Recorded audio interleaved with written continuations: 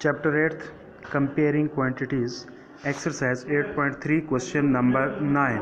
Question है हमारा, find the amount which Ram will get on rupees 4096 if he gave it for 18 months at 12:1/2% per annum, interest being compounded half yearly.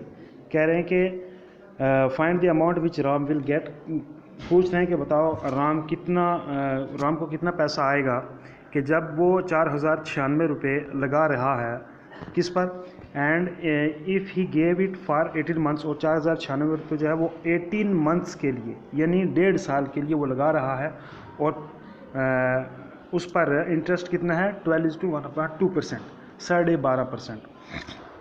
और फिर कह रहे हैं कि interest being compounded half yearly, और ये जो इंटरेस्ट है ये हाफ ईयरली के हिसाब से हमने कैलकुलेट करना है। तो मैं ब्रीफ कर रहा हूँ क्वेश्चन को। राम ने 4096 रुपये लगाए 1.5 साल के लिए, और रेट है 12.5%। हमें कह रहे हैं कि बताओ half yearly, compounded half yearly के हिसाब से उसको कितने पैसे आएंगे। तो देख लीजिए, यहाँ हम इसको सॉल्व करने की कोशिश करते हैं। तो सबसे पहली बात तो ये है कि हाफ़ ईयरली है। हमें पता है कि जब भी हाफ़ ईयरली होता है तो रेट को हम हाफ़ कर देते हैं, टाइम को डबल कर देते हैं। तो प्रिंसिपल हमारा यहाँ आ गया 4096, रेट जो है वो 12:1/2% है। तो इसको डिवाइड करेंगे 2 से, तो इसको सबसे पहले तो सिंप्लीफाई किया, ये 25/2 आ गया। तो मल्टीप्लाई किया गया 1/2, 2 से डिवाइड कर दिया, ये आ गया 25/2 था। तो ये मल्टीप्लाई यानी 1/2, ये डिवाइड हो रहा है, मल्टीप्लाई डिवाइड हो रहा है, तो ये 25/4 हो रहा है। 25/4% आ गया ये हाफ ईयरली के हिसाब से। अब टाइम जो है, टाइम को डबल कर देते हैं। तो 18 मंथ का मतलब 1:1/2 ईयर्स, 1.5 साल। तो इसको सिंप्लीफाई करके हमें आया 3/2। तो अब डबल करना है तो मल्टीप्लाई ये 2 हो गया, तो इसलिए ये कितना हो गया, ये 2 कैंसिल हो गया, ये 3 हाफ ईयर्स आ गए। तो बहुत सिंपल है प्रिंसिपल। 496, रेट 12.5 था, तो उसको सिंप्लीफाई करके 12.5 कितना बनता है 25/2।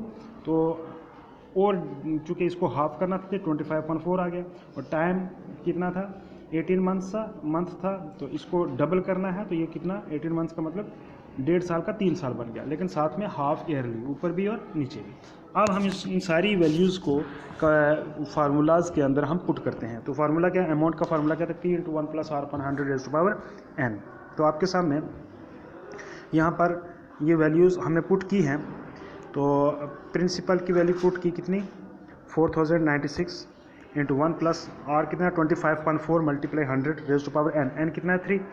तो ये 25/4 तो इसको डिवाइड कर दिया, और हमारे पास क्या बच गया 4096 × 1 + 1/16, क्योंकि 4 × 16, 4 को 4 से मल्टीप्लाई लगी 16 हो गया, (3). तो इसको 16 + 1 की 17/16 हो गया। तो इनको सब सिंप्लीफाई किया तो हमारे पास फाइनल रिजल्ट आ गया 4913। तो अब जो राम 1.5 साल के बाद जो उसके पास अमाउंट आएगी वो कितनी आएगी 4913 रुपीज़। तो इस तरह से ये हमारा क्वेश्चन नंबर कंप्लीट हो जाता है 9।